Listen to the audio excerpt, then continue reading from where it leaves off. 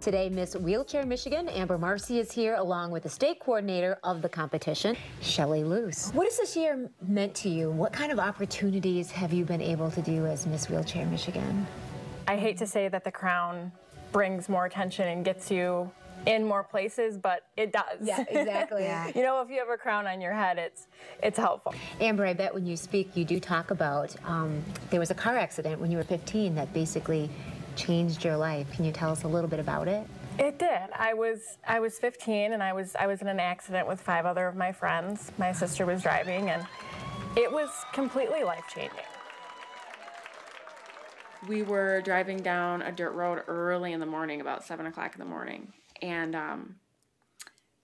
my sister turned around to say something to somebody in the back, and she drove into a pothole kind of in the middle of the road because we'd had a bunch of rain, and I was still sleeping behind the passenger seat.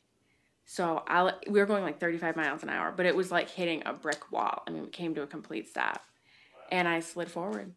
How long ago was that? 13 years. Almost half my life. Again, smile till it hurts. 1, 2, 3. But I always wanted to be a model, but I'm just a different model now. I'm a role model. And the phone rang, and Amber had been in an accident, and she was hurt and couldn't feel her feet. And of course, we rushed home from there to get more information, and it was months before we actually knew that she'd never walk again. So the first day was like a bad dream. In fact, every day was a bad dream, but obviously it's all turned out okay. Like it was like trees like that were kind of close to the road. So this is the road that I got into my accident on.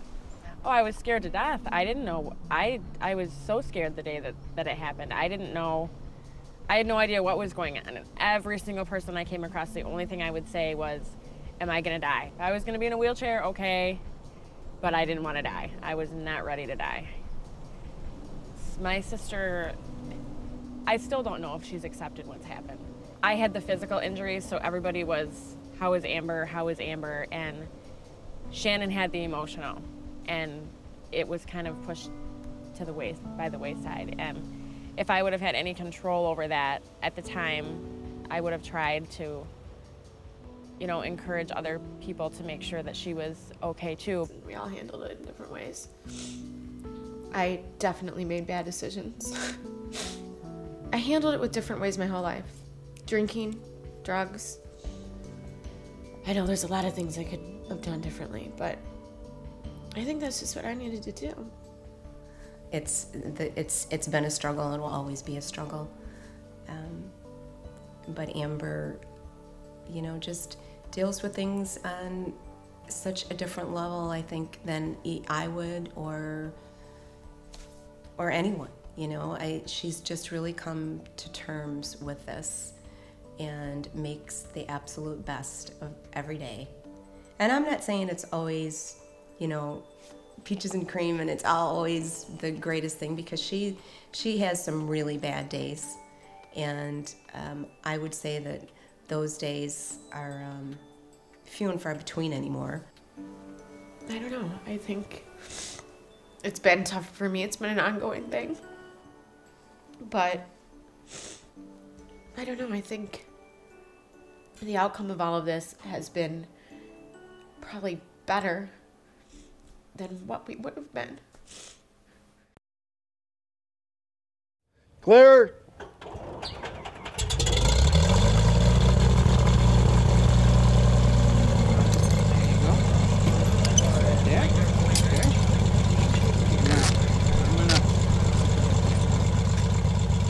Going anywhere? I hope she wins. She's already won. Yes, but I hope she, not for just for her, but for the state.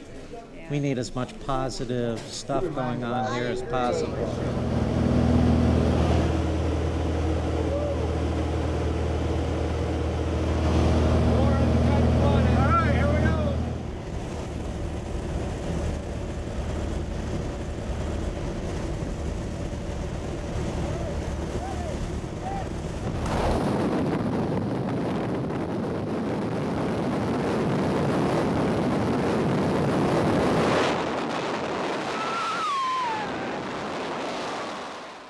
When people look at me in my chair, they may see me first, but most of the time they see my chair.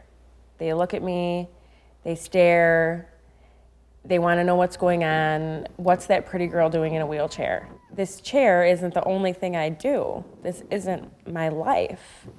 My life is about having adventures and meeting new people. That was amazing. That kicked ass.